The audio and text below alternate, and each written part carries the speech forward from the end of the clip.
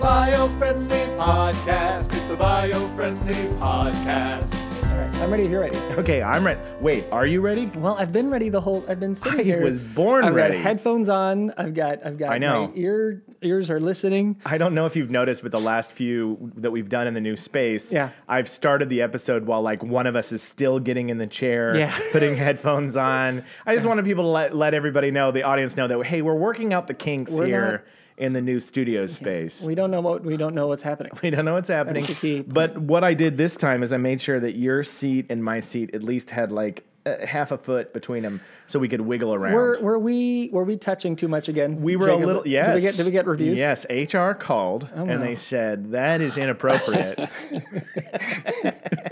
For those of you who are just jumping in on the podcast, right? Who just catching up right now with us? Yeah. On our not live podcast, but we pretend that it's live. Yeah. We have a very special guest this week because we're covering a very special topic, and you probably maybe have heard him a moment ago in the background, but this week we're going to go ahead and cover kind of a more serious topic, and we don't like to do that here because we prefer to make people laugh. But sometimes you got to get the news out. You got to focus on the hard hitting issues. Hard hitting issues. So we won't spend too long gabbing around this time, and instead I'll say we are going to be covering the fires in Australia in today's podcast. And to that point, we are very fortunate and very lucky to have a guest coming straight from Australia, my talented, handsome, and wonderful cousin, Mr. Steve Ryan. Steve, you there? Yes, I'm here. Hey. G'day, guys. G'day, Good to join you. Steve. G'day. G'day, mate. Good to see you. Yeah, I love it. Yes, how's it going? Yeah, we are Skyping right now with Steve, and just happy that he could join us and give us a on the ground, on the scene perspective of what's going on in the world. Man, I'm very happy to join you. And it's great that you guys are having a chat about this. It's very, I suppose, relevant to your podcast and relevant to Noel as well, being a proud Australian man. Absolutely. That's right. We talk about that often on the show about where this man comes from.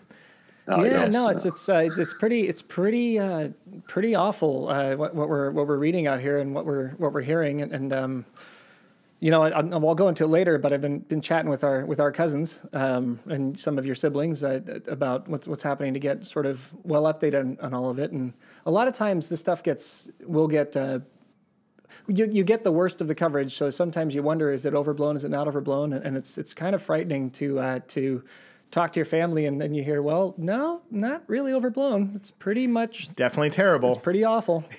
Yeah. Well, it's pretty rare for something in Australia to kind of be broadcast all over the world, really. Like, I can't remember the last time something that happened in Oz got so much coverage. Right. So it is good to see it all happening. I mean, well, it's not good. The reason's not good, but sure. But it's good to see the response and. Yeah. Not only you in the US, but I know we've got friends in the UK. They're all talking about it, and everyone's kind of wondering what's going on and how can it be fixed and how can it be stopped. And so it's good to see that aspect, I suppose. Yeah. Well, Australia is. I think that a lot of times in America we think that the Aussies they're so cool and laid back, and no calling in right now, ladies and gentlemen. No calling in. This is a very important episode. No calling in. Okay, hold your calls. Yeah, hold your calls. No, but I think that in America we kind of just think that Aussies have got it all figured out. Yeah, for sure. You're on the beach, you're chilling out. There's good looking blokes and Sheilas running around having a good time, and everybody's got having a Barbie. I mean, you say g'day, so that's what everybody thinks. You say g'day, and we go, well, they've got it all figured out down there. They're not. Nothing's going on down there. To an extent, we do. And I do enjoy Barbie, and I do enjoy the beach, but it's not all figured out. Yeah. But I think that because of that, we probably do ignore a little bit what's happening down there because we're like, well, I mean, Aussies, they're cool. Yeah. They're good. They don't need us. But this is one of those rare occasions where something so just spectacularly disastrous. Can I say spectacular in that? I think so. Yeah. I think that word can be used on disaster for sure. Has happened we gotta take a moment and look. Well, and I the thing that stunned me the most is I didn't know this has been going on since like September. Yeah. The fires have been burning since September. Like this is just now over the past month getting the global media coverage where we really are all aware of how bad it is. But this has been months for. It just hasn't stopped, right? I mean, it's been one after another. Yeah. So I'm in Victoria, and and it's kind of been going since September in New South Wales, which is so Victoria and New South Wales are like the two biggest states in Australia. Sure. And then and so it's been going for ages in New South Wales, but which is crazy because so our bushfire season's usually like January to March kind of thing. So it happens every year, but it started in, like you say, in September. So there was a lot of stress going on that it started so early because really it should have just started a couple of days ago. Right. And this is something that you're used to every year. Well, like we have. Yeah. Go ahead. Sorry. Go ahead. No, it's definitely something we're used to, but the stress was that it started so early. Yeah. And that's what's made it so crazy because it's just double the amount of time that this bushfires have been going on. So, and it's still just going to get worse. Yeah. Because there's some bad weather coming and like some hot weather and some winds and stuff. So, and there's plenty more fuel to be burned. So it's just going to get worse.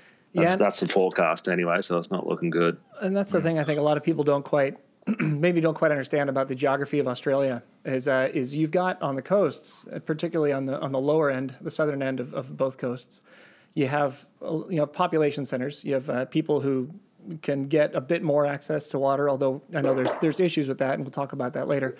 But there's a bit more of an opportunity to defend against the fire and do something about it. But part of the issue you have with Australia is that the entire center of it is I mean, there's drought everywhere at the moment, but the lack of water in the middle of Australia and the size of that desert and the lack of people or anything to do anything about it is a problem. It's like there's I mean, that fire, depending on which way it goes and where things go, I mean, it could just keep burning, which you think, okay, well, so a fire's burning, so there's nobody there, who cares? Well, the problem you have in Australia, and this is something that I'm going to give a quote real quick, if it's all right, Steve, from our cousin Natalie.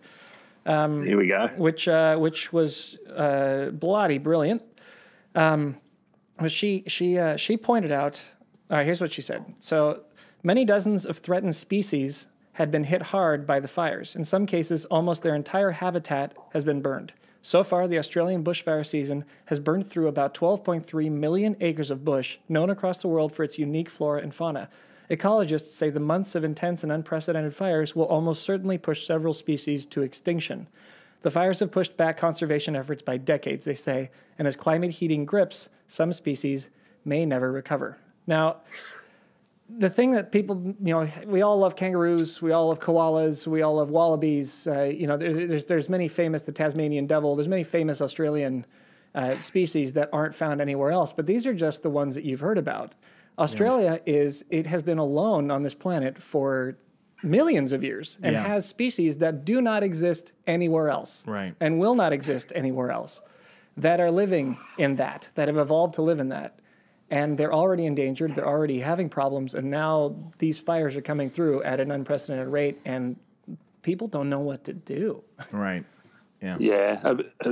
A crazy example of that is so in South Australia, which is kind of next to Victoria, there's just off South Australia, there's an island called Kangaroo Island, and it's just it's beautiful. It's just full of bushland and animals, and it's just surrounded by beautiful scenery and everything.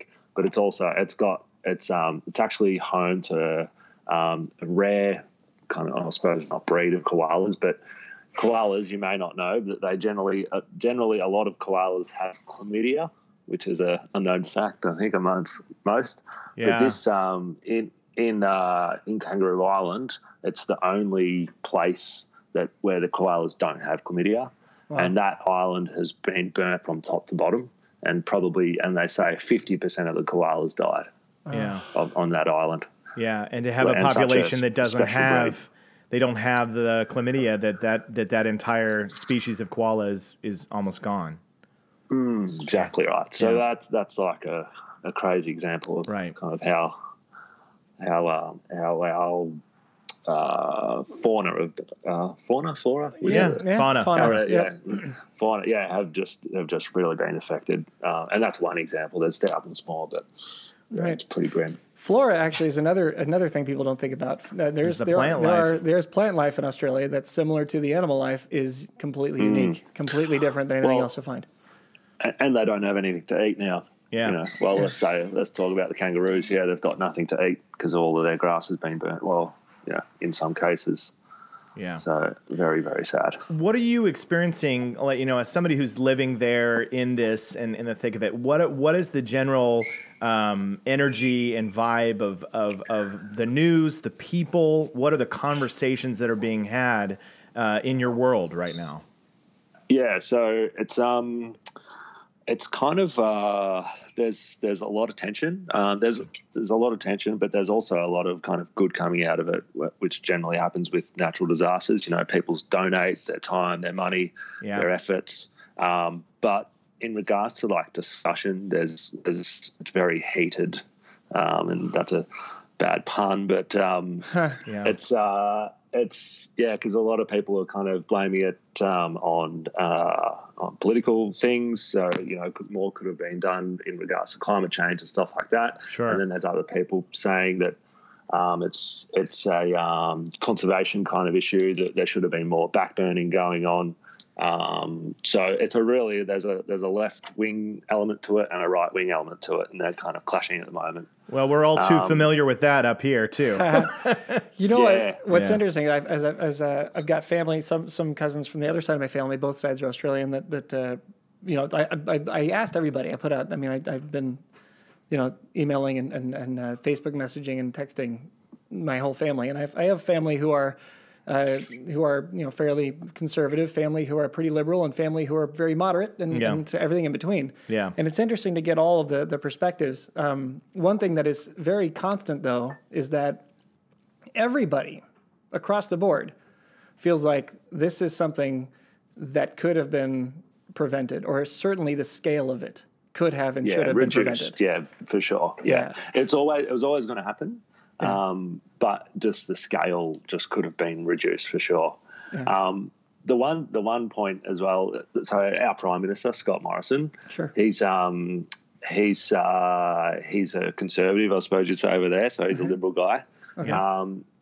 So he would be kind of, I suppose, right wing, definitely not left wing, if we kind of put him anywhere. Yeah, that's right. It's a safe confusion. In Australia, they say the opposite. The Liberal Party is the right wing party. Correct? I didn't know that. I actually didn't know that. Yes, that's right. And in America, the conservatives called the most left wing liberals, right? Yeah. Yep. Yeah.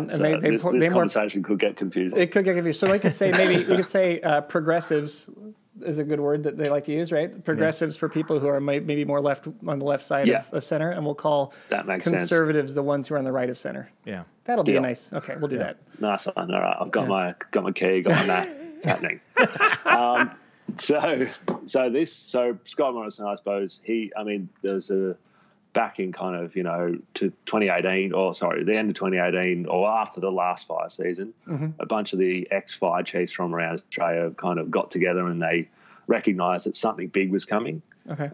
Just because the amount of fuel, you know, the amount of drought going on and the amount of fuel, and not a big fire last year, and just something big was coming. So these guys thought they'd kind of get together, they'd try and get a meeting with Scott Morrison to try and get more water bombing planes, increase backburning efforts, you know, stuff to try and reduce. Very important things, yeah. Yeah, and that meeting never happened. So a lot of people are angry that, you know, these people saw what was coming. His office rejected any meeting, and now we're here.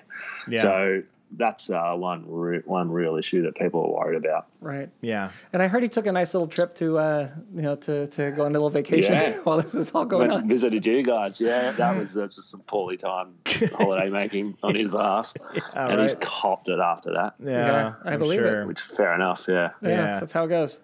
Yeah, exactly right. Wow. So but like I say, there's the political element, but then there's also the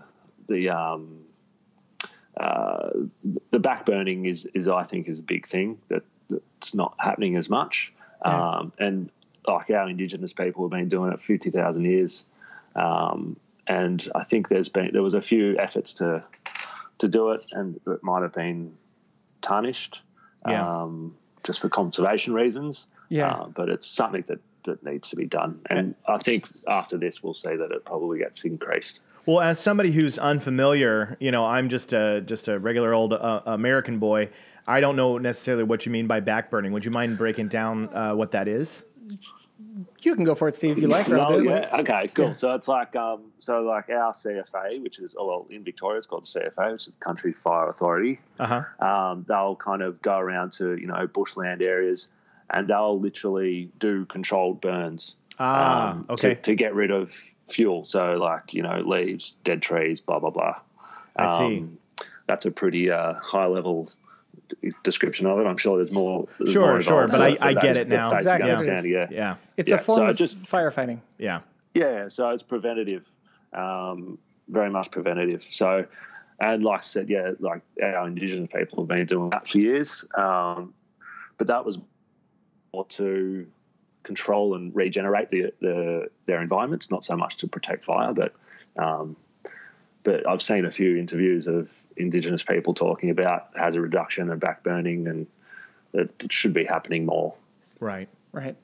Gotcha. Yeah. Thank you. Yeah, there's interesting. Yeah, no worries. From one of my other cousins, and she's so one string of my family have been farming for all of their existence. So I'm part farmer. I'm 1/4 farmer. My cousin, who's still a farmer, her family's keeping that on, and that whole part of the family still at it, and still private, still family farming, which is a really awesome and rare thing these days. I think farming is getting kind of a bad rep these days because of corporations have taken over so much of it and found a way to make it efficient as opposed to responsible. Yeah. And she pointed out that some of the things that some of the irresponsibility of farming and some of the reaction from conservationists to that has made a big impact on this. So like there used to be tons of pathways that were cut through a lot of these farmlands, places where you could get access to fight the fires on a lot of these roads, and that those have been basically they've been told we can't maintain those. Those have to be left alone. That's part of the nature. That's part of conservation. You can't touch that. And so a lot of these back roads, like these pathways that were intended for fighting fires and for moving from moving grazing cattle and even doing things like that across different areas, have been basically unmaintained and left alone. And those areas are places where these fires are going nuts and they have no access to it. They can't get to it. That was one thing. Also, she was mentioning that there's been a pretty. I guess has been an attack on allowing animals to graze on national parks or to graze in like national glades, and that the lack of grazing and the lack of allowing animals to basically go out there and do what they do, which is eat the grass, does a couple of problems. One, it doesn't cut it down naturally, which is one way you can do it, and the other one is it doesn't provide newer plants from underneath to come up and grow and get into the space for other animals. And so that's been an issue that has also increased the amount of fire that's been going through the area. And of course, she also mentioned that the backburning issue was one, but also the limits on logging because of irresponsible logging. So because of irresponsible logging and basically clear cutting areas, which not every logging company does, but enough had been doing it that conservationists were like, no more, stop. And so they stopped it completely. And so that was another form of fire prevention, is if you had enough, a percentage of the trees cut back and removed, then those would no longer be there. You wouldn't have too many to be burned. So there's a few things like that. It was an interesting point of view, and it's very different than some of the point of views I'd heard, which was pretty fascinating. Yeah. And so she of course wants more ability to farm. Yeah. And so that's part of what that is. But that has been taken away to some degree, and that has had a negative effect and allowed these fires to go off. Interesting. Yeah, that's right. But like we said, there's so many factors going on here.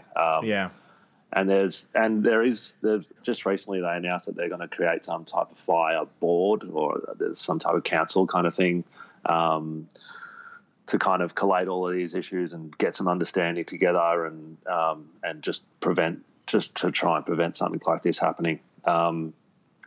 But a huge thing, I suppose, which is you probably got to chat about is the climate change issue. Oh, yeah, absolutely. Yeah, and just Australia's involvement in all of that, because I think there was some stat about how we've we're kind of like 60% of our yearly target now, because all of this carbon's been released by all these burning trees. Yeah. We've already 1 week into the year, we're already hit 60% of our target or something like that. Yeah. Oh, wow. So we're screwed in that regard. Yeah. Yeah.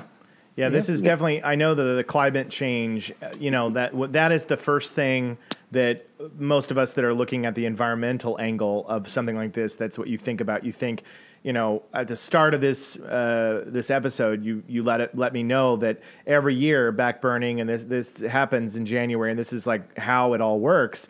But the fact that it started in September and the fact that they've gotten so out of control definitely has to do with the drought, the heat, the changes that we're all experiencing globally because of climate change. Yeah, exactly right. Yeah. And it's so hard to ignore that. Yeah. A logical human can kind of make those assumptions. Yeah. Like we've said, there's a lot of factors, but it's a huge one. Exactly. The world's heating up and it's getting angry, and this is what it's doing. Yeah. Well, and the thing I think that people don't quite realize, so there's the whole point of like, well, there's always been fires and fires happen, and that's part of it. And, as you're saying, you have your fire season, and we have out here in California, we have our fire season, right? Yeah. You have that. Yeah. But the issue is when things are a little bit hotter and a little bit drier, then that creates a little more of a problem, and that makes that thing that was once manageable and small massive, bigger, more difficult, right? Yeah. And so that's kind of the point. It's like you've got to stay on top of these things, because if you don't stay on top of these things, then little problems can become big ones. Little things can make big reactions. Yeah, that's right. And as you mentioned, there's just the climate change aspect of the fire itself. Yeah. Like the fire itself creating all of those carbon emissions that are going into the air, right? And that's so it's self-fulfilling prophecy almost the way it goes. Yeah. Well, and what little, I spent a little time while we were preparing for this episode. Of course, I went on the Twitter and all the social medias, and you look at the conversation, the debates, the arguments going on, and you would see people talking about how climate change was a part of this, just an aspect. And you would see that defensive standpoint of being like, this climate change didn't start the fires. And the people would always come back and be like, I'm not saying it did. I'm just saying it definitely doesn't help the situation. Yeah. The rational conversation here is we're like we said from all of this is there's a million things that caused this problem, but one that really didn't help the situation at all is kind of where we are in our environment now, and how desperately everybody needs to work towards reducing climate change with lower emissions and lower carbon footprints. Yeah, and I think the thing that I would love to, and it's a tough thing to get into, because I know, love, and have people on both sides of the political aisle. Yeah. And the thing that I think people don't quite realize, because of all of the focus on team sports in politics, and my team's got to beat your team, and versus yours, we're better than you are, whatever else, is that the underlying, in this one instance in particular, it's so obvious. The underlying feeling from both sides is, this is awful, this is bad, and it's the other guy's fault. Right? Pointing at the other side. So that's that. If we could just take a minute and just sit down for a second and realize that we're all people. Yeah. And that there are wackadoos, and there are morons, and there are idiots, and there are jerks out there, that's true. But most people aren't. Yeah. Most people aren't. Most people don't want this, right? Yeah. You get the data you get the information you have, you follow what you follow, but in the end, if we're not going to talk to each other, and we're not going to actually have a conversation about these things and sit down and rationally accept for a minute that someone might say something that you don't agree with at all, right, and that you would normally lose your temper, thank you. Well said. Lose your temper over what that, like, you got to find a way to control that for a minute and then talk through it. Yeah. And listen to each other, because we can figure this out. We can figure all this stuff out if we would just take a minute together right now. Yeah. So like right now, there's I think right now everybody's. I mean, there's a lot of stress going on, and there's a lot of panic, and it's actually like a disaster zone. But I'm feeling that after all, the storm has calmed. what I'm After trying the to say. storm. The storm has calmed down. Yeah. After the storm. Yeah. I feel like there is going to be those discussions, and I mean, the cloud of smoke that was over Melbourne City was just like insane. I've never seen it before. I mean, the smoke was just. I mean, you couldn't see 300 metres ahead of yourself, which in the city is absolutely crazy considering, it's hundreds of kilometres. The fires were 100 kilometres away. Right. So I think people have thought, we need to make sure that this doesn't happen again. So the conversation is ready to be had for sure. Yeah, the aerial photos that I've seen are just unbelievable. I can't imagine being there in person. Just the shots of the beach with the red sky. We're gonna post. We're gonna post a couple of photos that Steve's siblings, actually, my other cousins, took. Anna and Adrian took. Yeah. There's one. So Anna, she is a stewardess, a flight attendant. Flight attendant. And she was flying over the fires and took some breathtaking, like, holy cow guacamole. Can I say guacamole? You can say guacamole. Fires. It's that we'll put on the group for people to see. And there's a picture of a beach town called Anglesey that Adrian took. And and I was like, so where did the smoke come from? And he said, from Tasmania. The fire came from Tasmania, which is very far. Which is there's a sea in between Victoria and Tasmania. That's insane. A little bit of yeah. And apparently the smoke was seen in Chile. Oh my God. That's across the Pacific. New Zealand as well. Yeah, it was covering New Zealand. Yeah, it's no biggie. But Chile, wow. We have a cousin who lives kind of a ways New away. We have a cousin who lives in New Zealand, and she was saying she was going on one of the classic New Zealand walks. Yep. And there was smoke everywhere. Walks. Wow. Yeah. It's nuts. Man. Yeah. Yeah, it's bonkers. Crazy. Yeah. What are people? What are they discovering the causes of these fires are? Do you know? So. Well, like you said, there's you had some really colourful language for people before. There's wackos or I can't really say it. Idiots, morons. He said, we could go on. But there's definitely those guys out there. They exist. There's no question.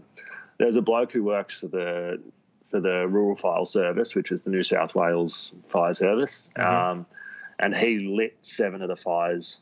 So he works for the actual blokes fighting the fires, and he lit 7 fires just so he could fight them. Wow. What? Just an absolute idiot. So is there's a blokes wackadoo like that going around, which is a bit of a nightmare. You can't really do anything about that. Right.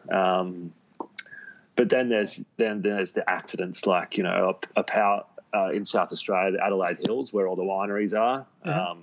So some famous wineries like the Barossa Valley and stuff like that. Oh, well, that's actually a different area. But the Adelaide Hills, they had a massive fire, and a power pole just fell on some trees just in the strong winds. That started a fire. And then there's some lightning strikes going on as well. Sure, the natural stuff. Yeah, so I remember driving through Mansfield, which is north of Victoria, and just seeing this giant cloud just float over and barely had any rain in it, and just cracking of thunder. So there's a few different reasons. The worst is the arsonists, the guys who just get a kick out of it, Yeah, we have those unfortunately in California as well. It's a weird world we live in. Yeah, what are they getting out of that? I just can't comprehend. I don't know if they think like fame, or like are they making it? They think they're making an impact on the world. Like I did this. I don't know. I don't get it. Well, it's serial killer stuff, isn't it? Yeah, it is. The kind of same mentality. Yeah, pyromania. Being drawn to the flames like that, and I don't know. It's definitely something that they should seek help. Is all I'm trying to say. Yes, definitely. Well, I enjoy sitting around a fire. I don't like There's a real difference. I'm an avid camper, and I like watching a good campfire, but I definitely don't want my entire city to burn. Historically, fire has been a source of life. It's been a source of warmth. It's been a source of food, and it's there's nothing wrong with a controlled fire. But and Noel, as you introduced me back when you were down here, I think you introduced me. It was a source of s'mores as well. Yes, it is a source of s'mores. Did you bring s'mores for my American Oz? audience? I did. How about that? Yeah. Do you guys have that at Bonnie Doon now when you're up there? No, we haven't had a s'more in a while. You should. There's some type of squished marshmallow in a biscuit or something. Yeah, squished marshmallow. You need. Well, we have graham crackers is what we have out here, but we put them up there in just a biscuit with chocolate with any kind of Cadbury chocolate. Good times. I do need to bring that back into the repertoire. Yeah. Anything to kind of cheer up the mood down there. Maybe s'mores will make everybody feel a little bit better. S'mores for everyone. Yeah. All right. I should probably real quick. I gotta thank so many. I'm gonna do one more thing in here that'll start another last topic before we wrap it up. But my cousin Paula Hawking, thanks for contributing. Tori and Anthony Carroll both helped out a lot. Obviously, the Ryans. There's a ton of them. Steve, obviously, thanks for coming on the show. Yeah, you're welcome. Anna for sending the picture. Adrian, Elise. Brendan didn't pitch in a thing, so we'll just go ahead and throw him under the bus. I think that's a great idea, Brendan. Absolutely nothing. But also lift your game, Bren.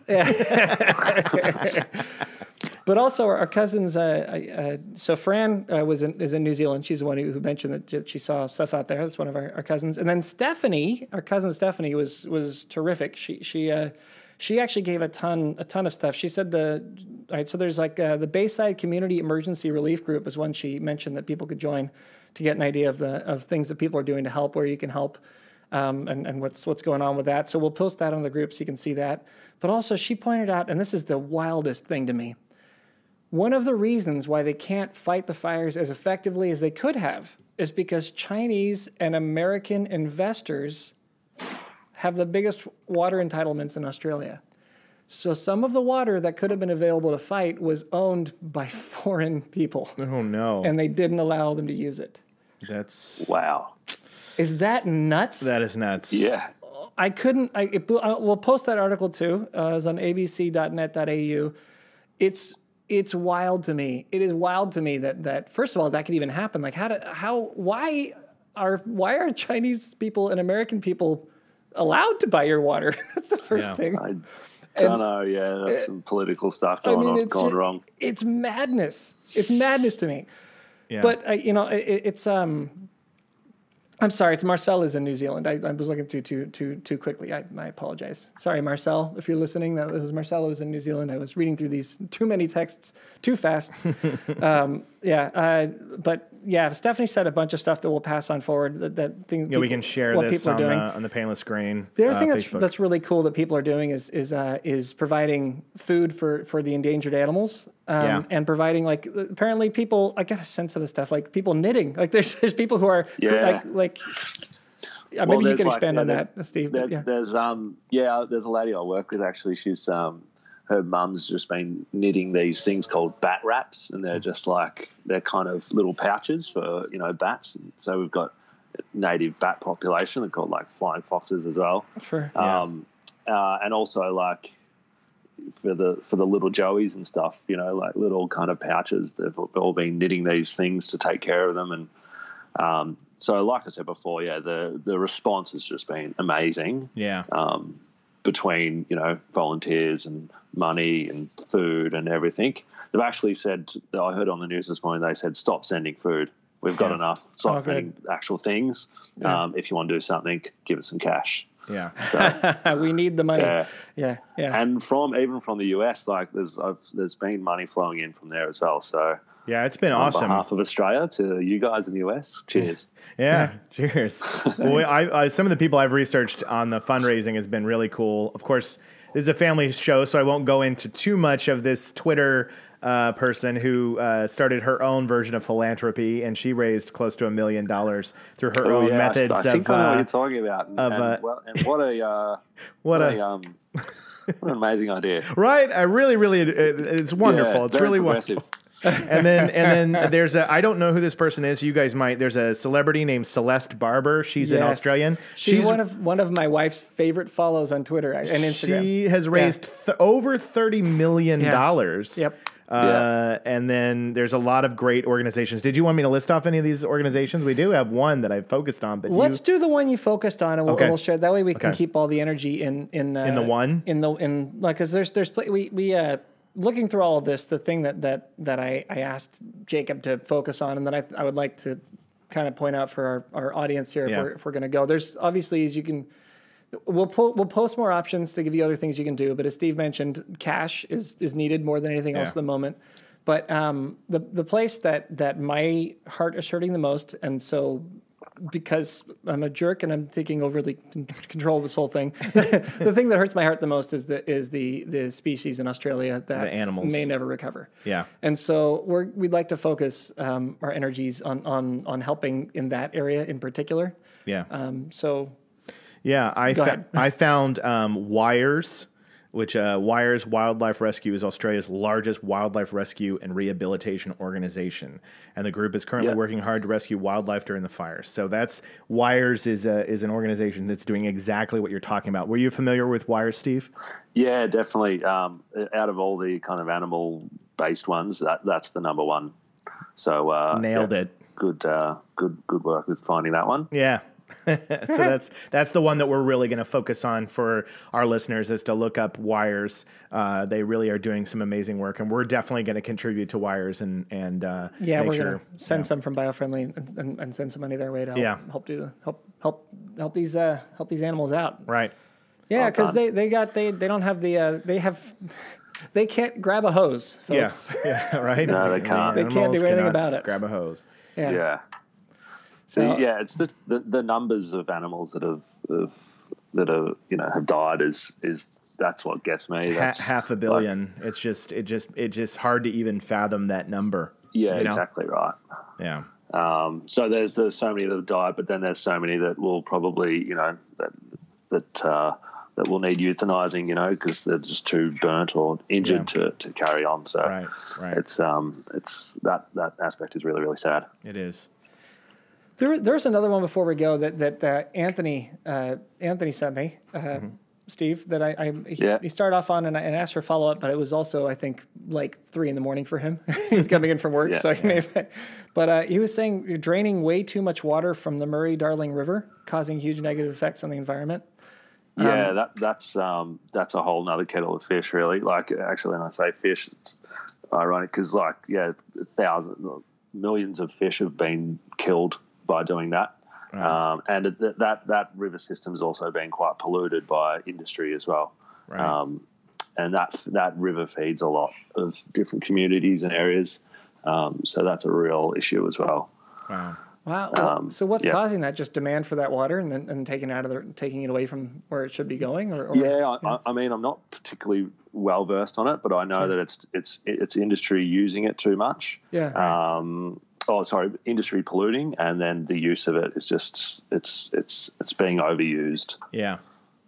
We find that's pretty common in a lot of these episodes that talk about, corporations and the businesses that are using the land, using the resources, and they're just overusing them. It's not being resourceful. So that's right. Yeah. And there's no kind of government action to stop industry kind of polluting these river systems as well. Which is it's another topic really. It's one that there's a lot of debate around, and it's one that the Liberal Party or what party is it? I think we're called Conservatives. Yeah, Conservative Party. It's one that they're not. That they don't really seem to be focusing on. Yeah. Right. Which is driving the progressives nuts, I'm sure. Yeah. That's right. Yeah. Okay. Right. So anyway, we'll see how we go with sorting that out. Yeah. Oh man, that's too bad. Well, thanks for coming. Oh, there's one more thing. Oh, that's like your eighth one more thing. I'm sorry. I've got this list of stuff. One more. You're Steve Jobsing us right now. One more thing. I am. Yeah. That's the nicest thing you've ever said to me, Jacob. Yeah. Get on that turtleneck. Yeah.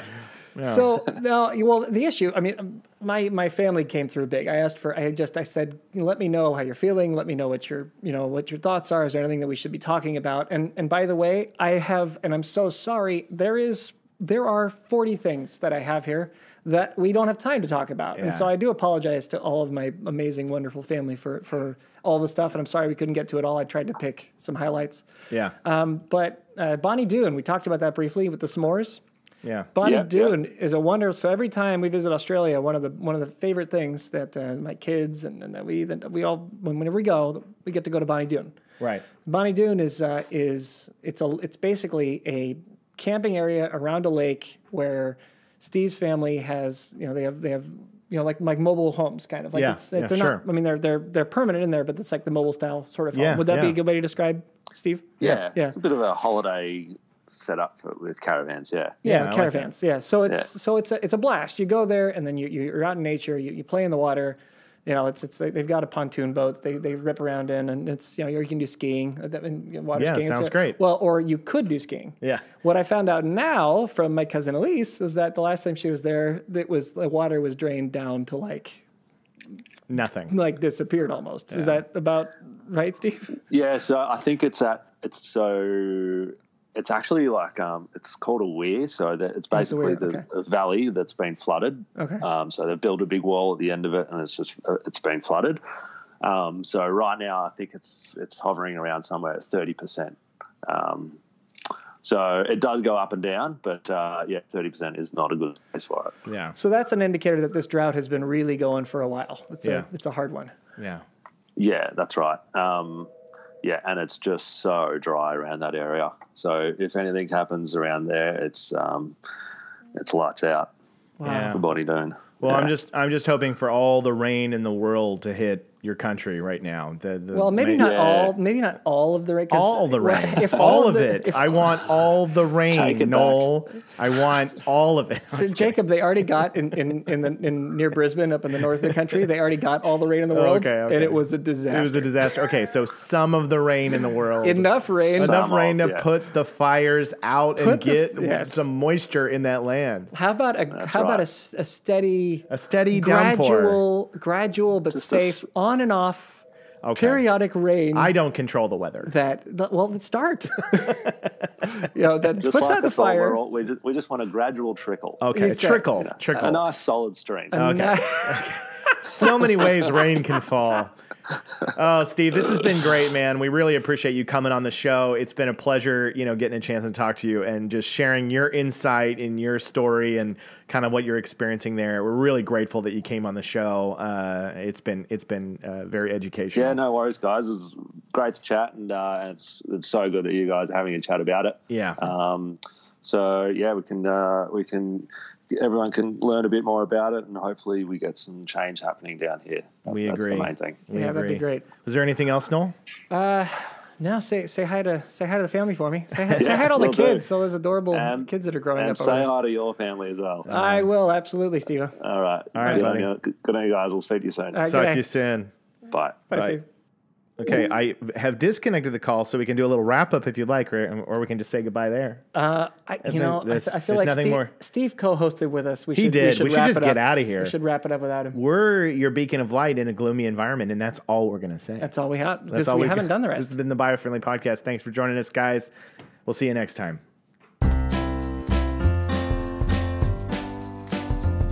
It's the Biofriendly Podcast. It's the Biofriendly Podcast.